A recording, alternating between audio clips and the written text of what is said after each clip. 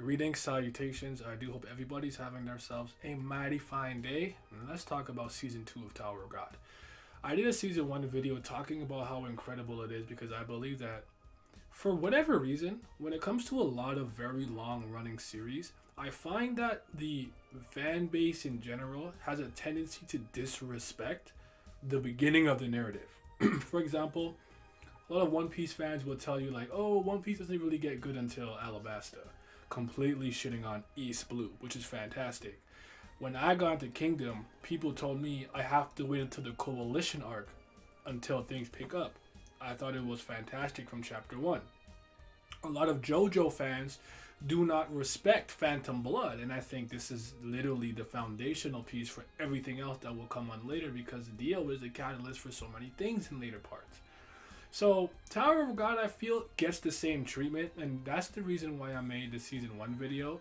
But it almost doesn't make sense to just have this random season 1 video and not follow it up. So here's me talking about what I think about season 2 and why I think it is a great follow-up to the beginning of the story. So let's hop in and talk about everything. A little something like eeny, meeny, right from the beginning. Smoke a little pack, but the pack never timid. Church, but I'm seeing it. Curse when I'm winning. She need a new back. When it's back, I'ma bend it. Slap up some guinea. Ask me to hit it. Watch a nigga black super yak, I'ma quit it. Swerve in the Benzie. Perfume is Fendi. Bob and move fast, real fast, like I'm Ricky. Yes, 'cause I'm pretty. Came from the dirt. Shovel up a nigga can't handle the work. Ooh, y'all, swing with it first. Young white girl like a ram with it. So I actually have been caught up to Tower of God since the last examination. So Tower of God may have been just about maybe a year in or so and some change before I caught up, because that's about chapter 70, maybe 60. I think 50 something to 74 for last examination. So that's about when I caught up and I was reading it weekly. So when part 2 started, the Prince of Jihad, I was like, okay, let's get it. And I wasn't one of those people who didn't think Juvial Grace wasn't Bam. I knew immediately. I didn't need to be told that. I've seen a lot of people reading it. I've seen some people think it was Yuri and all kinds of crazy things. I don't know what was going on, but to me, it was obvious it was Bam. And whatever happened to him during, I believe, the 6 years since he got pushed by Rachel, he was just training, and he's been a little bit hardened by his experiences, but you could still tell that the softness was in him. We got introduced to a bunch of new characters, Team Sweet and Sour.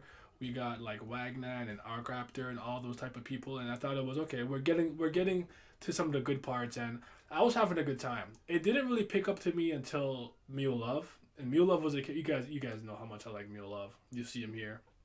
By the way, this will not be heavily edited, so you can kind of just listen and kick back. You don't have to be watching the video because I'm not going to be doing heavy editing. I just want to speak, and this is going to be very disorganized. I don't script anything. I just talk. I hit record and I start to ramble. That's how I roll.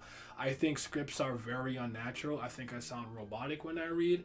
And a lot of times when I'm watching a video and people say these extremely long, eloquent sentences without even stumbling over their words once, it doesn't come across as like normal to me. So I actually don't like scripted videos, personally speaking.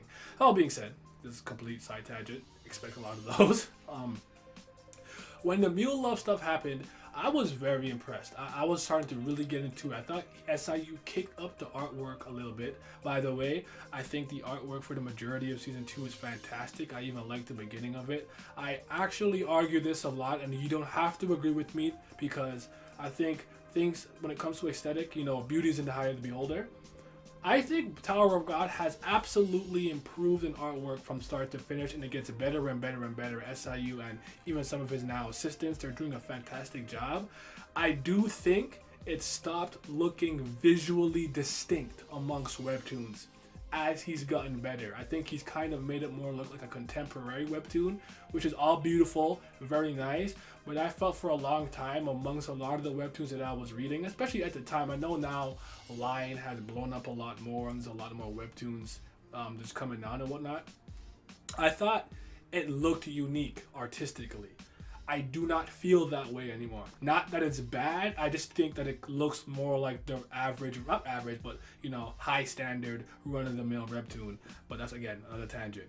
So with Mule Love's introduction and seeing Bam kind of flex everything he was learning, and for some reason I remember people thinking that Bam was ranker level already and ready to fight Mule Love. You have to understand that as an E rank regular, everything Bam was doing did not make any sense. No matter who you were, if you saw this, you'd be like, yo, what the hell is going on? He's using fast skip or reverse flow control, copying techniques, using multiple bags and doing things that you shouldn't be able to do on like floor 20.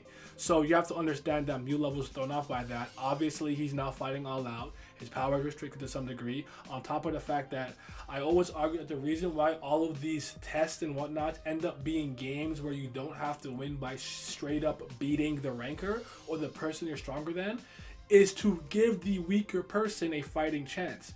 I'm reminded of in the Hidden Floor arc where Dada Jihad says, okay, you know, you can fight me straight up, or if you break these 3 spheres, you win, and I'll give you, you know, the Fitbit type beat. That was to give Bam a handicap. So yes, if you can't beat me straight up, at least you could win the game by doing that. So I think that was lost in a lot of people, so don't forget that. But Mule Love was actually not my favorite character immediately, but I loved his design so quickly, and I'm like, yo, he eat chicken? He like spicy and seasoned chicken? Yeah, he's a gold. But my favorite character for the first time I read Tower of God, and probably the second time I read it, I've read it about 6 times in its entirety, I mean up until the latest chapter, was Ran. With the introduction of Ran, I started to really get interested in Tower of God. And by the way, Kun's reintroduction in that Boy Scout outfit, looking like, yo, I'm about to get the knot badge and put it on my satchel. That's one of the worst fits I've seen in Tower of God. He's so lucky there's some other bad ones, because for a time he had the record of having the worst outfit in Tower of God. I would say white. You remember after the Hidden Floor when he had that weird Christmas sweater on or whatever the hell it looked like when he was fighting with Beta and Dorsey a little bit? That fit is awful. There's some terrible fits, but that one is like one of the worst ones I've ever seen. So. But Kun came flexing his brain, got Dan to his team, and we were seeing who he was traveling with. And when he flexed that, yo, he knew Rachel was capping, she was lying, and was responsible for the death of his best friend. I was like, yo, this is why I mess with him. And it's so crazy how much of a pass Aguero gets to this day. Sorry, I usually call him Aguero. I know I said Kun, but I won't be calling him Aguero from now on because Kun is actually their last name. So I tend to always call him Aguero. So when you hear me say that, know I'm talking about, you know, Bam's best friend. Aguero is very merciless in a lot of ways, cruel, cunning, sly, underhanded. But just because that he rocks with us, he gets a pass for a lot of things that I find that the fan base is very hypocritical once someone they don't like does something similar. Like Rachel. But hey, let me not even go there. So, you know, Rachel stabbed up Dan's legs and went off to do her own thing, and you know, she got the drop on Aguero a little bit, and I was like, damn, but it was like this nice push and pull. Like these two hate each other, and I just love how it was going. Very, very good stuff. So Bam coming and flexing his new, Viola coming and flexing his new strength and everything was a treat to see in the epilogue and stuff. And then when you got to see Yurik, in the Flower of Zangania, I know I'm butchering the pronunciation. Somebody is going to say, you stupid monkey. This is how you say it. But that was really dope. At the time, I do want to say this. I understand the scene where they clash and Bam is able to scratch Yurik because that is to show a sign of his potential, and he's an irregular, and things to come later. I actually think that was very well done, well said and done. The problem is, with some of the things we've seen later, in hindsight, this scene doesn't hold weight because it looks really inconsistent with the power scaling. To the point where if he was this weak as an E rank regular, I don't care. He shouldn't have been able to scratch a wreck. Maybe SIU should have found a different way to show the potential. Where it's like, yo, what happened to like the back of your hat or something, and like it's like burned or whatever. I'm not saying that I could come up with a better way to do it, but I do think that in hindsight that scene doesn't really hold up anymore. It looks very inconsistent with the power scaling later on. Something that I do think gets very wonky in the last station, and I'll get there when I get there. But his introduction was amazing, and at the time we may not have known exactly how powerful he was. It was really dope. So we go to like the workshop and everything later, and the workshop to me was one of my favorite arcs in general, just in fiction. I loved it, from learning about Emily and whatnot, and then the Devil of the Right Arm, the bedding and everything. One shot, one opportunity. I thought was very fun, and the thing that gets really cool around these parts is here is when they start to know and learn that the 25th Knight, might be alive. He might be around. So now, in Dorsey and people who knew about Bam, they're starting to think or know maybe he is alive. And then with like the Hand of Arlene, they start to see him, and it's like you have to remember that season 1 Bam, though he had incredible potential, and he showed that yes, later on he could be very powerful. He was a baby. He was a mere fledgling, frog in the well, and didn't know much. And now they're seeing him, and he's on par, if not a lot stronger than them, which is probably very jarring for a lot of them. But he's been in the hyperbolic time chamber, so to speak, or the rice pot. So let's use Tower God terms. The rice pot, so to speak, with Hajin Sung, FUG, getting his level up. So that was a pleasure to see. I think the gambling stuff was very dope. I love the fight with Iraq. What the hell? With Anak versus Ran. That's a classic. Incredible. Of course, the Axis, the most powerful character in Tower of God, Paracool. Revolution. He came out and got the W. Nothing we could do about that guy. He's just the strongest character we've ever seen. I can't even keep a straight face saying that, but that battle to me is a classic and will always be one of my favorites because I thought it was very well built up. We're talking about some of the strongest regulars.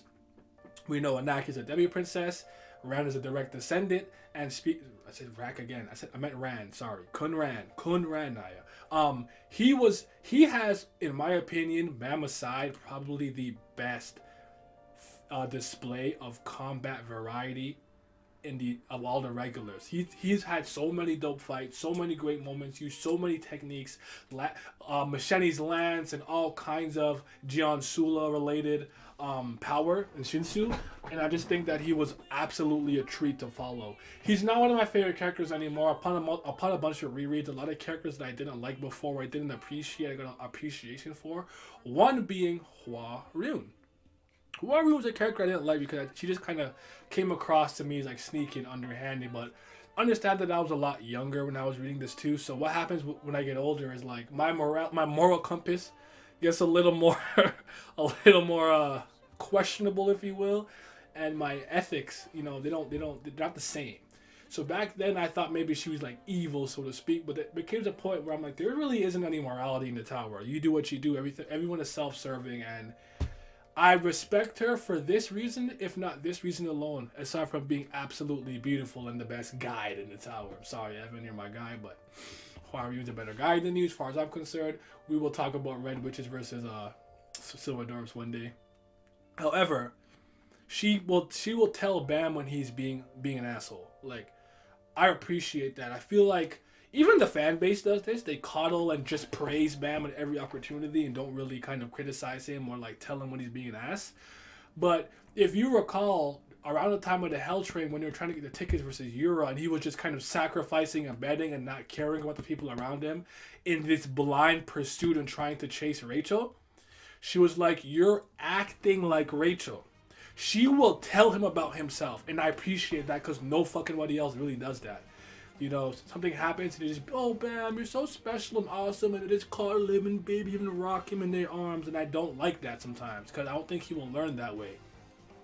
I even, like, quick tangent to season 3, I even kind of appreciate how Doom spoke to him a little bit after, like, do you feel bad for this Godot guy dying? No, bro.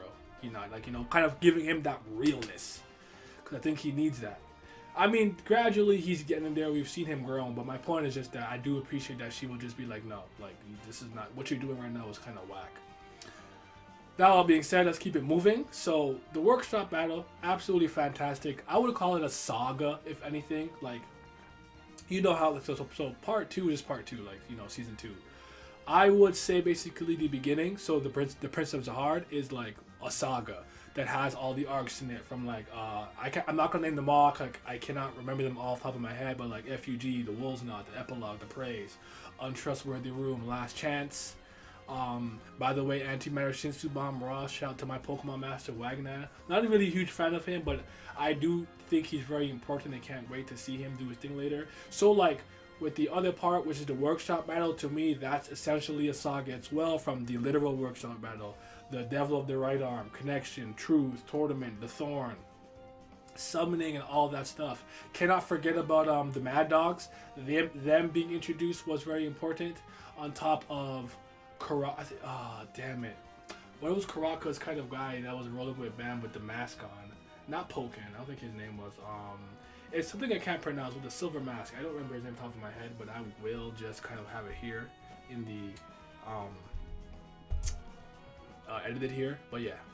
So all that was really cool, and I remember when he's like, I'm a B rank regular. I'm like, I think he was kind of capping. I don't know if I believe that, but again, there's just some weird power scaling stuff that happens every once in a while. But Bam got the Thorn and everything, and that was cool. And then we kind of kept it moving. This is when we kind of get to the Hell Train stuff, and the Hell Train to me was very, very, very interesting. I had a really fun time with it, because now we get into Holquin, Holquin. I don't know how you guys pronounce it, but you know, eventually White, the Wooden Horse.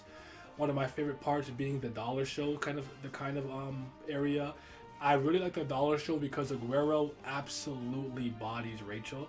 Rachel to some degree gets the last laugh because she tries to get them. She leaves them to get melted by the boiling acid when Yuri comes and saves her. By the way, Yuri's reintroduction with Evan, fantastic. They have their like 3D goggles on, sitting down eating popcorn, doing their thing, trying to find out where Bam is and whatnot.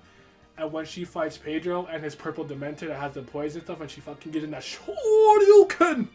Oh, Yuri is so raw. Yuri to me is like the coolest character. She has such an awesome display. I love her. Amazing, fantastic. But yeah, he's like, yo, Rachel, you dumb, you ugly, you're trash at a lighthouse as a lighthouse bearer. You can't do this, you can't do that, and just starts stunning on her.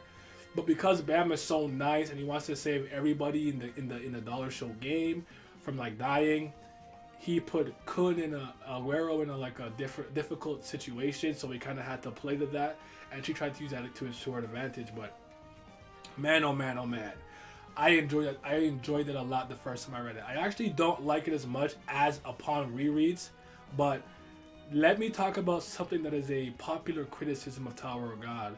To some degree, I have come to agree with this, with a little bit of a caveat. So bear with me for a second. Bam gets a lot of power-ups, and he gets them at some of the most convenient times, which people will call an aspel. I don't like the term aspel because it's a very lazy blanket term. When you say aspel or plot armor, what you are telling me is, in a nutshell, I think this character or this situation, the way that it was solved was very contrived. Maybe you threw in a Deus Ex Machina, whatever the case is. I didn't like it. Very contrived writing, very convenient writing. I would rather you straight up explain to me what you mean. I don't like blanket terms like that. This literally reminds me of IGN and game reviewers always being like, oh, this is the Dark Souls of... Okay, I understand we associate Dark Souls with difficulty, hard, but why is it challenging? Why is it difficult? Like, explain yourself. Use your goddamn words. So I don't like people who are lazy in that fact. Bam gets a lot of power-ups conveniently. And I agree with that. The thing that I liked about a lot of his power-ups for the most part, like, when he got stronger in Season 2, it was fine. He was training. Even a little bit before, when he came to fight with Daniel and whatnot, I know he was going to dojos and learning, like, various martial arts that he was mixing in to, like, learn how to fight. When he gets a lot of these power-ups, I find that it comes with an important lesson, or like a heavy burden, if you will. Like, all of these souls come with like the sadness of being what happened, what White did to them and whatnot. Or when he got his kind of true self mode on the hidden floor, I felt like he had to do a lot of introspection and accept all of the monstrous parts of his power and use it for him to kind of come into his own. Like it came with a lesson. And that's usually why I was like, you know what? I'll take it.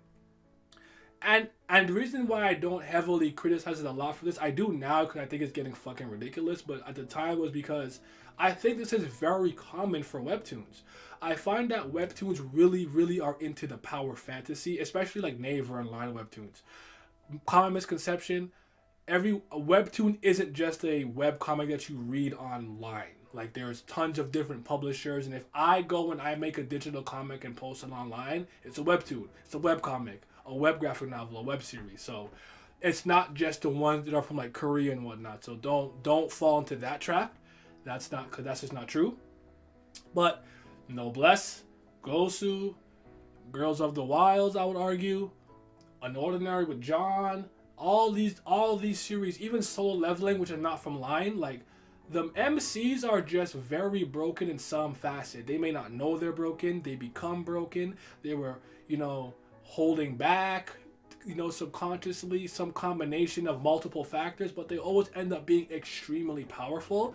And even in, like I say, I always say in smut war or porn war, I call it, like the ones that are, raunchy, Love Parameter, Brawling Go, Drug Candy, all those ones.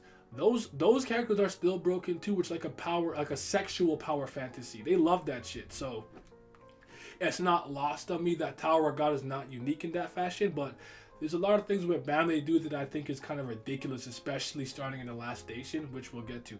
But yes, I think that's a fair criticism. I understand why it bothers you, but just think of the caveat that a lot of these came with a lesson or heavy burden.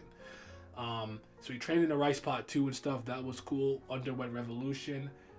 That was fantastic. And let's talk about my guy Karaka for a second. So anyone who's been here for a while knows that Karaka is my slayer. One of my favorite characters. I love his design. I love his power. Yo, infinite paths, lies, world of darkness. Come on, yo, that's my dude. I feel like they have kind of butchered his character starting in the last station. You know what? Maybe I'll wait till the last station to talk about that. But keep that in mind. I have some issues with that. So let's talk about the Name Hunt Station. I think the Name Hunt Station was an arc that I probably didn't appreciate really until maybe like my third read, because I didn't like Kaiser, to be honest. And at this point, you guys know that I'm a super Elaine stan, so it might sound funny coming from me now, but I thought that arc was a little rough. I thought Elaine was beautiful. Alfine was beautiful. I love the Lopabia, Zahard's sister twins, Lalal and Shilial. I can't remember their name off the top of my head. When Hot said I would fight Destiny itself, yo! Hot is my dude, carrying my guy Young Sleep on his back, aka Fonsacol Lore. I was having a blast, but I didn't really mess with like Kaiser. So basically the main antagonist of this arc, I wasn't a fan of. I have obviously changed my opinion on that. I was but a mere young foolish lad when I first read it, but now I'm I guess a foolish old guy. but Elena's really dope. But Rand to me versus Iniesta is what stole the show, because one of my favorite moments in Tower of God is Rand recalling that fighting the IDA family is kind of a pain in the ass, because a lot of people try to find patterns in their sword swings, and you understand that their swordsmanship is just different. Do not try to dodge and evade it. You take that hit, you just brace yourself, you take it, and you just hit them niggas with something stronger. And I'm like, bro, yes sir, this is so fire. And Indiana's final and last words and fleeting moments before his death about Kaiser resonated with me so deeply, because then I could understand her more, because she understands how it felt to have that done to her based on how her family treated her, because she quote unquote failed the test to become a princess of Jihad. So that was really dope. And Dorsey was doing her thing. By the way, Dorsey got Bong Bong from the workshop. That was cool. And Bagarov, the Mad Dog. I think he got the Blood Tamara from the workshop. So a lot of cool things there happened. But the Name Hunt Station was cool, was dope, and I thought it started off with a bang, having us be like, yo, when Dorsey had lost her name type beat, and that kind of starts it with a bang. Hatsu and Kun having their little clash even, because I don't think Kun really trains hard. Hatsu is, he studies the blade, so he was getting stronger and stronger, and I thought he had a good display against him. And yeah, so shout out to that. Nail section was cool. Wagner was doing his thing for a bit. Wagner kind of got thing killed. That was just kind of sad, but it is what it is. We kind of may have seen Arc Raptor's daughter though with the earring, the red earring on the ear. That was really cool. But all this was in service of getting to the floor of death. I guess I didn't speak about this either, so I'll just go back real quick. I told you this would be disorganized. When he met Rachel again, this was a dope moment, full of tension and suspense. Reading it weekly was kind of crazy. When he got pushed again, I kind of threw my head up in the air like, come on, man, come on, guy, what are you doing? Unforgivable. No one let you get away. And honestly, I was not on Bam's side here, because it's like, what are you saying? Like, let's go back. Go back to that fucking dark, dingy cave? Are you good, bro? I'm not going back there. So, wasn't on his side for that. So, he was tripping. He was tripping big time. But it was an important moment. I think he learned from it. Because later on, we'll see in the Floor of Death, is the first time he actually says, I know, Rachel, we're enemies. He obviously, at that point, doesn't mean it in his heart, but he's trying to steel himself to get to that point in terms of his mental mindset. Like, all right, she's not who I really thought she was, type B. Floor of Death to me is awesome. For a lot of people who don't know, this arc was pretty divisive for a long time. I think the community at large now likes the Floor of Death, but there was a point where a lot of people weren't necessarily feeling it. One of the main reasons being that they thought Urek undercut the tension in this arc, because he is a regular number 4 in the tower and he's mad powerful. And with him being here, there was no kind of investment. You already see my video here on the Urek on the Hidden Floor. I already spoke about it in depth, so I'm not going to go into that. But I love this arc. I thought it was awesome. I generally don't really like large exposition info dumps, but the one that we got from Garam about Arlene and V and Jihad, I thought was immensely interesting. A lot of intrigue. And then I'm like, okay, like we're getting somewhere. We kind of learned that Anak was on this floor for a while, so maybe after we don't know it's Evan for sure. It just looks like Evan in the silhouette in the flashback when she was, back in season 1 when Dorsey and her on the ground talking about it after they fell off the little shit. That was dope. I thought the Floor of Death. I think Hell Floor. I don't want to say Hell Floor sometimes. Oh no, because they used to call it the Hell Floor in some translations. Floor of Death itself is interesting. The Administrator's Corpse, all the holes. Hell Joe, I think, is an underrated villain. I think Karaka is low key very funny. I remember when he pulled up and he's like, "You gave me a TV and all it has the news." And Karaka, big brain. He's like, "Hey, information is power. I love the news. Isn't the news the best? It's all you fucking need." Like, really funny. Gotta read this comic. Then Grand the Saw, Grand the Jaw, the Soul Stirring Ladle, the Soul Room, Gustang, a bug is a bug, Urek showing that even though he's extremely powerful, he still kind of cares about the little guy. All this stuff I thought was fantastic. White trying to get all the souls there and escape, but he couldn't. Spatial distortion. Come on, man. This arc was fantastic to me. Yeah? I think the most important takeaway to me, probably aside from Bam's with Arlene and V and stuff, was the ghost of the 13-month series. Jihad has kind of made a rigged game. You can't actually get the keys, so to speak, to kind of travel past and beyond the 130. Why am I speaking like that? The 134th floor. I'm sorry, I'm a little bit stuffy a little bit, so sorry if I sound, whatever. Yeah, that was important when Yuri got kind of taken over by it. And Garam tried to use the Bell of Dawn, and that didn't really work. On top of, Ben the Bam was like, "Hey, yo, snap out of it," and she did. All that stuff was all well and good. Evan there was dope. The stuff with Urek being like, "I love you. Take me in your arms," and she's like, "I'll forgive everything." And and then he pops up and he's like, "All right, I'll go handle it." And she's like, "God damn it, he was here the whole time." I love that. That was cool. Move on to New Power. Oh, by the way. Cannot forget this. You know what? Fuck it. Let's talk about it now because obviously going in order is not my thing. I just want to talk about everything. Bro, Karaka, after the name hunt station, when she pulled out Kranos and he's like, no, and Evan pulled out the fisher frog and everything, and they're trying to hide them via sound, everything with a little spatial barrier. Oh my goodness. But he said, nah, something's going on over there. And he was just gonna take the hit. He tried to guard himself with the steel tree. Didn't work. Sacrificed his arm. Then appeared over there to be like, hey, Juvie old Grace.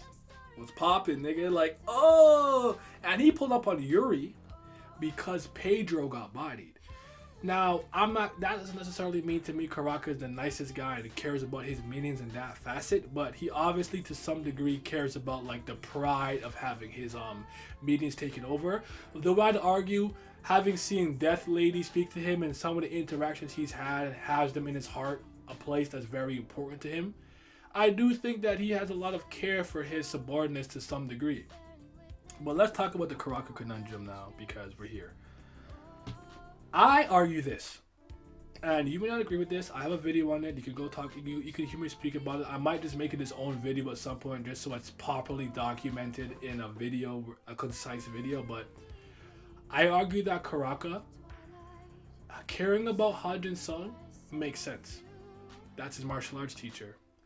But based on everything we had seen in the narrative up until the last station, there was no indication that aside from a respect standpoint, a power standpoint, and you used to teach me standpoint, that Karaka actually gave a fuck about this nigga. Why do I say that?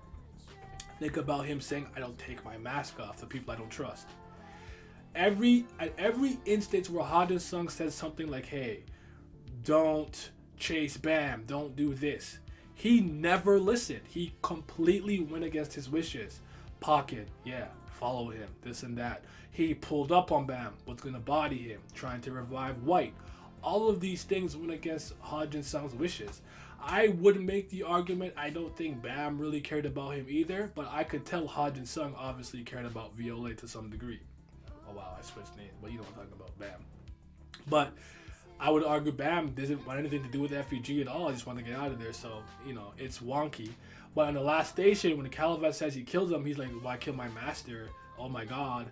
Then, now in season 3, he is doing the most to get him back. And to me, not consistent. I don't like it. I don't think it makes sense based on what we've seen. And then they inserted that one flashback with him giving him the armor. That's too late.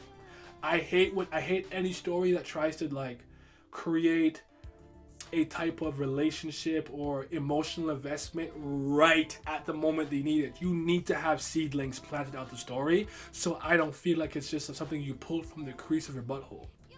For example, spoilers for Katekyo Shihime Reborn. Cover your ears for like 3 seconds if you want to read that and you haven't seen this. But when that old man Talbot came talking about, oh yo, I have these rocks, just put your dying will flames in it, and now we got the Vongula gear. What the fuck was that? The Vongula gear broke. The Vongula rings broke. Now we're in a real dire situation because they don't have the highest grade of rings to actually emit their dying will flames. Then this old man just comes talking about, yo, I've been alive since from Vongula Primo or whatever the fuck here. Problem solved. Too late for me. I don't like that. And I feel like if FUG doesn't care that much about getting back Hajin Sung, as pragmatic as Karaka is, I don't think he should be expending all these forces and time and energy to get him back either. But that's neither here nor there. I think that's an issue, but that's just me. You may think differently. Again, I'll go into it more in depth one day again. But do check out my stream on it if you haven't seen it yet. Let us go to the Hidden Floor. The Hidden Floor is probably the only part of Tower of God where I had stopped reading it for about 3 weeks because I'm about to pull up another criticism that I have with this series that I call essentially fake deep lore or, fake world building, so to speak. You do not have to agree with this. This is one man's perspective. In these series with expansive worlds and all of these lore related things and, all the stuff in it, I don't like when they tell me things if it's not actually going to be important to the narrative. I find that SIU expands on characters, his backstories and motivations that don't matter. The last station, do you remember the guy in the wheelchair? He's talking about, yeah, I tried to climb and it didn't work and now I'm the conductor or whatever of the last station. I'm like, bro, who the fuck are you? Why are you getting all this screen time? You're not important. We'll never see you again. Why is he expanding on this guy in such detail? This is so fucking annoying. I don't give a rat's ass. He has this problem. He does it a lot.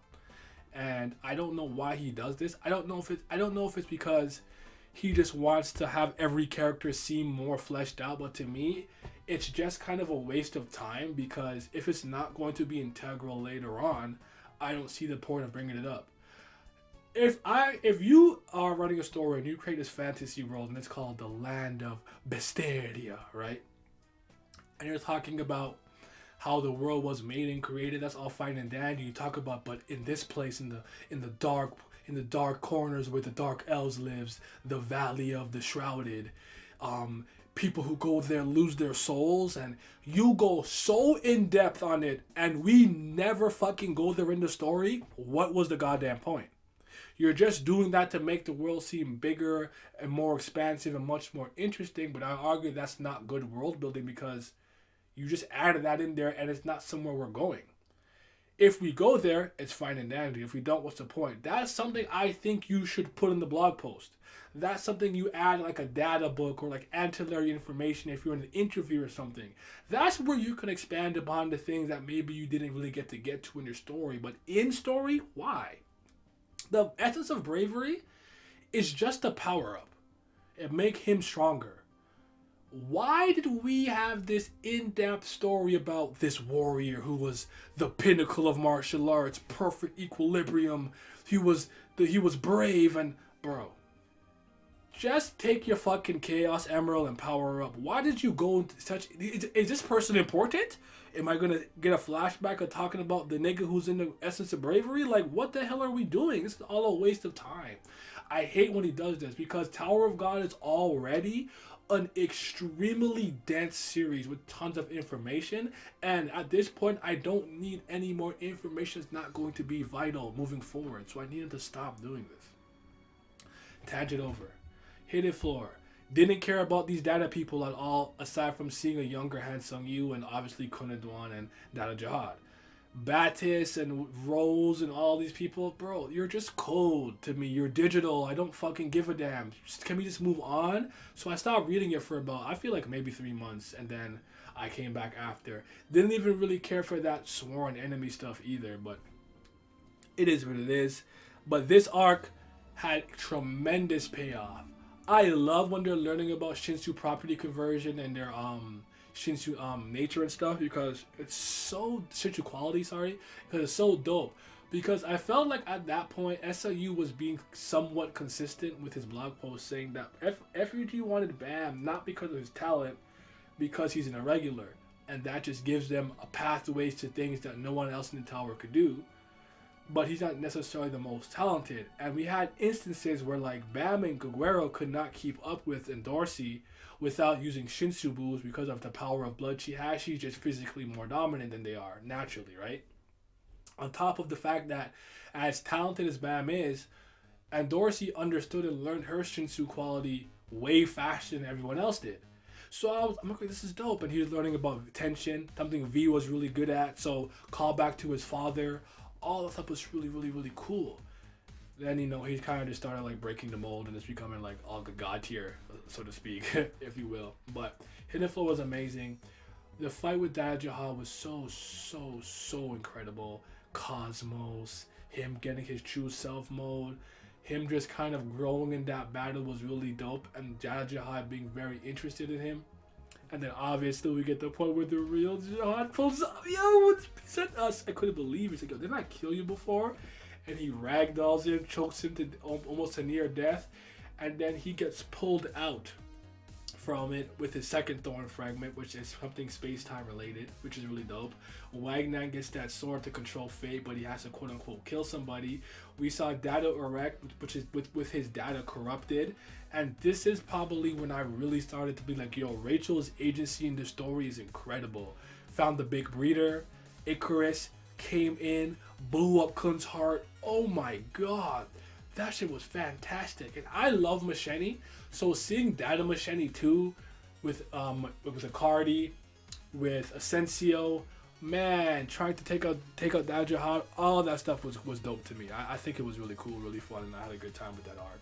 In the grand scheme, even though at the beginning I may not have been particularly that interested, and then to add to, and there's still a way to pull it off. The 3 orders. Oh, that shit had me tweaking, boy. I said, yo. The Power Dow Fat? What the hell? No, he came with the treasure stealing stingray. He got the Fitbit. I couldn't believe it. Like, there was so much intrigue. But I have to be honest with you guys. The last stage. Well, the cage is really my least favorite arc right now because of, you know, like Dang Dang and all. I didn't care about that.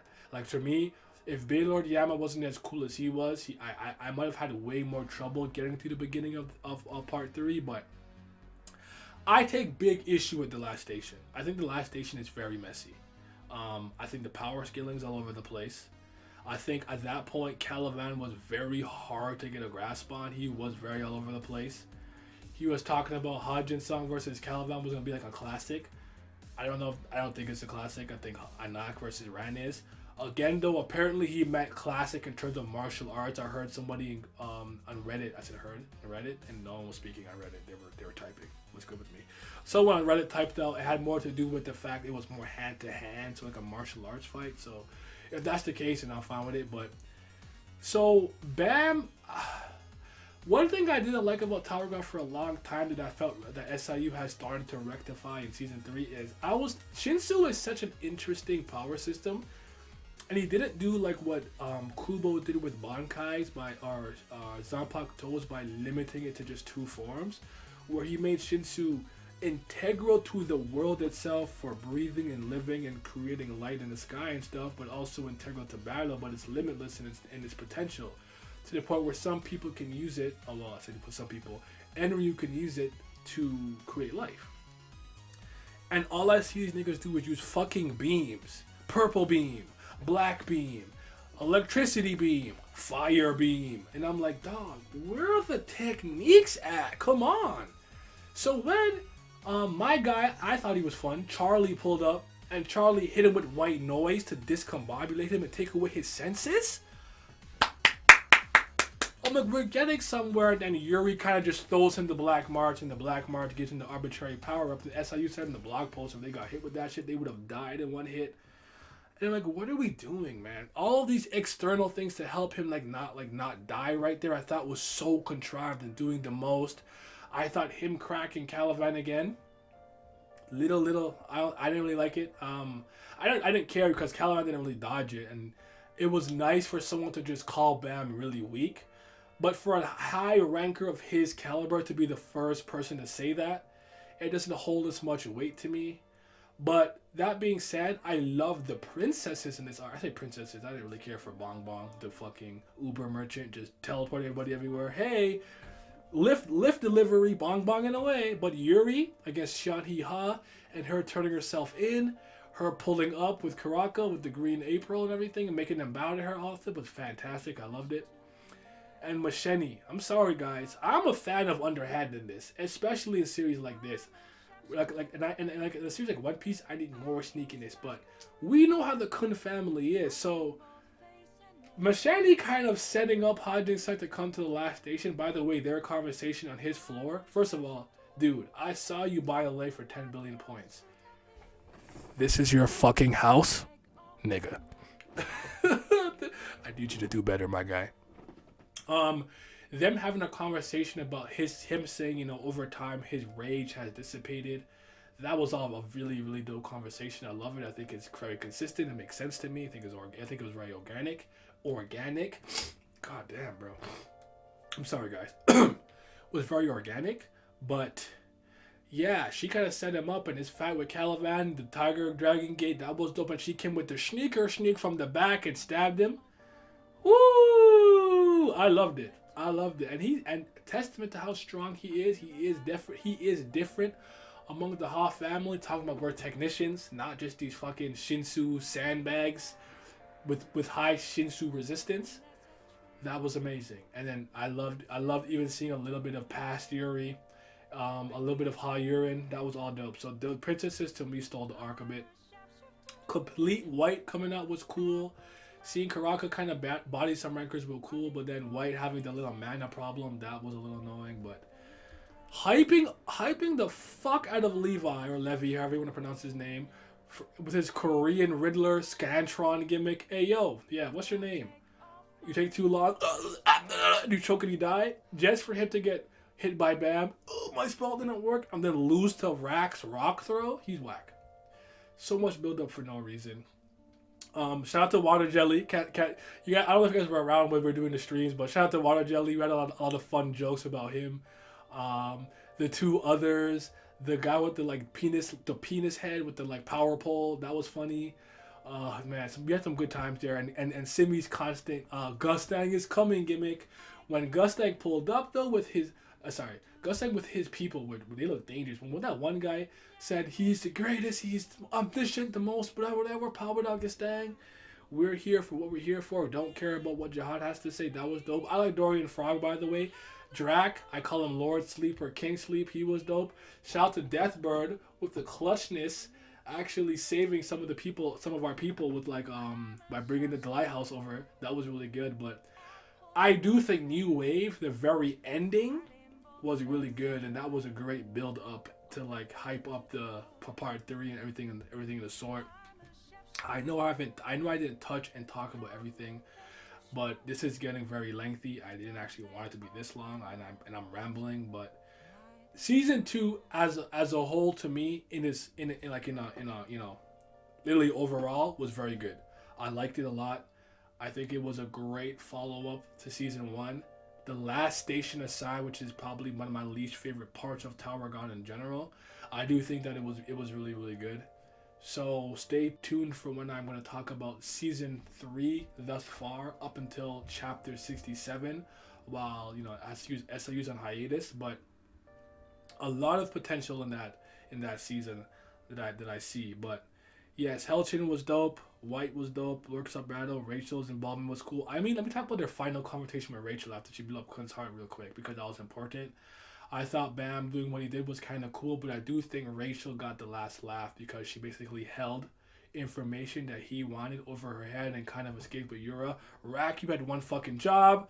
Stop Yura from doing her thing. Yura got away. White was in that terrible ass sweater. Seeing Hua Ryu and Dorsey in that in the hot tub. Yummy! That was dope. Anyways, you guys tell me what you think about season 2. I'm sorry for rambling so long. I know this was incredibly disorganized. Forgive me, but it is what it is. Like and subscribe. If you are a fan of the content, please subscribe and share with your friends.